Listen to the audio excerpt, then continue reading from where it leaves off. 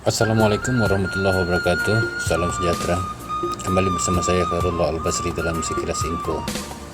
Ketika peresmian Istana Pagaroyong yang baru pasca kebakaran, Duli Yang Maha Mulia Sultan Brunei Sultan Hasan Al-Bolkiah berkata bahwa nenek moyangnya berasal dari Pagaroyong. Silsilah kerajaan Brunei menurut batu bersurat atau dalam bahasa Brunei batu tersilah dimulai dari Awang Alak Betatar, raja pertama yang memeluk Islam pada tahun 1368.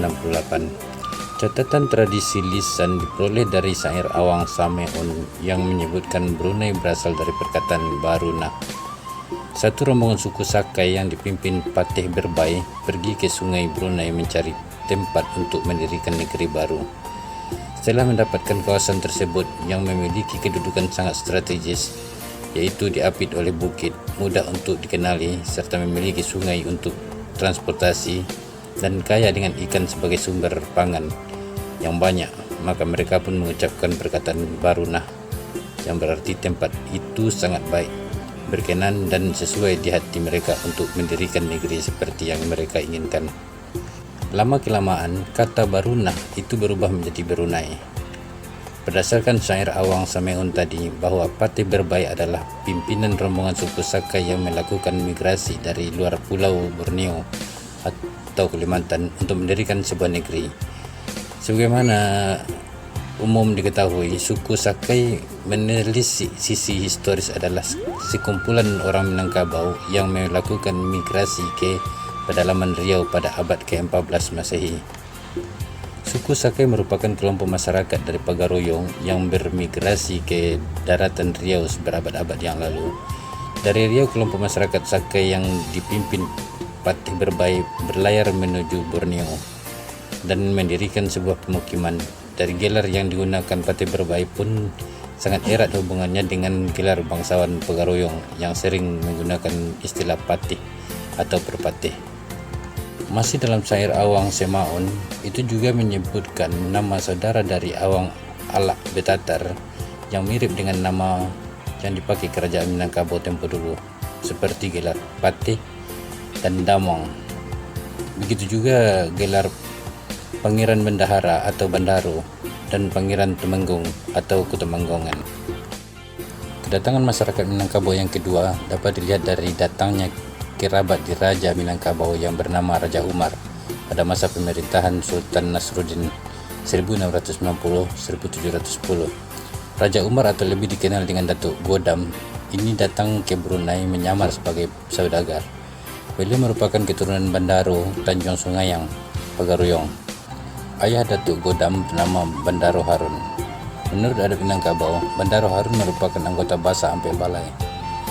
Dapat disimpulkan, melihat kedatangan gelombang pertama yang pimpin Patih Berbai sangat kental nuansa orang Sumatera atau Sakai yang menurut sejarah merupakan kelompok masyarakat Pagaroyong Minangkabau yang hijrah ke pedalaman Riau. Analisa kedua, orang Brunei adalah keturunan Minang berdasarkan syair Awang Samaun tadi yang menyebutkan nama saudara Awang Alak Betatar yang menggunakan gelar khas Pagaroyong. Kemudian gelombang kedua, yakni kedatangan Raja Umar atau Datuk Godam. Datuk Godam merupakan seorang yang bijaksana dan terdidik serta memiliki pengetahuan yang tinggi sehingga dirinya cepat dikenal di Brunei. Kedatangan Datuk Godam disambut baik oleh Sultan yang memerintah, yaitu Sultan Nasruddin, karena dinilai memiliki pengetahuan dan kecekapan dalam menjalankan pemerintahan. Dengan berbekalkan pengalamannya di kerajaan Pagaroyong, Datuk Godam banyak membantu Sultan dalam mengatasi masalah-masalah di kerajaan Brunei. Sultan Brunei meminta Datuk Godam menetap di Brunei dan disuruh menikah karena merasa berhutang budi. Sultan Nasruddin menawari Datuk Godam permintaan apa saja akan dipenuhi. Datuk Godam kemudian menyatakan keinginannya mempersunting anak Pangeran Temenggung. Permintaan tersebut dikabulkan Sultan dan Datuk Godam menikah dengan perempuan bernama Tandang Sari, anak Temenggung, Pangeran Abdul Qadir. Dari pernikahan itu, Datuk Godam dikaruniai dua orang anak lelaki, yaitu Menteri Uban dan Menteri Putih. Atas permintaan Ayahanda Bandaro Harun, Datuk Godam disuruh kembali ke Minangkabau dengan membawa anaknya, Menteri Uban.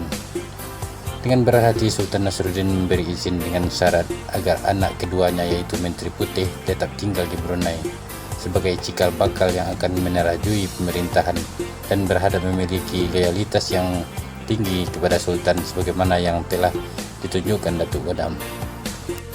Di samping itu, Sultan Nasruddin berjanji akan menganugerahkan keistimewaan kepada anak cucu Datuk Godam sebagai keturunan bangsawan sebagaimana di Minangkabau. Keturunan inilah yang sekarang disebut Awang Damit dan dipilih oleh para Sultan Brunei untuk menganugerahi gelar menteri, yaitu pembesar negara yang turun-temurun. Intinya, melihat fakta sejarah yang bermula dari Awang Alak Betatar atau kemudian Patih Berbai beserta rombongan sakainya mendirikan suatu pemukiman yang disebut Barunah atau Brunei sampai pada kedatangan Raja Umar Datuk Godam, Brunei sangat erat kaitannya dengan Minangkabau. Oke bro, terima kasih karena telah menonton video ini sampai habis. Saya Khairullah Al-Basri, mohon maaf jika terlebih dan terkurang atau silap dan janggal. Saya sudahi dengan Assalamualaikum warahmatullahi wabarakatuh.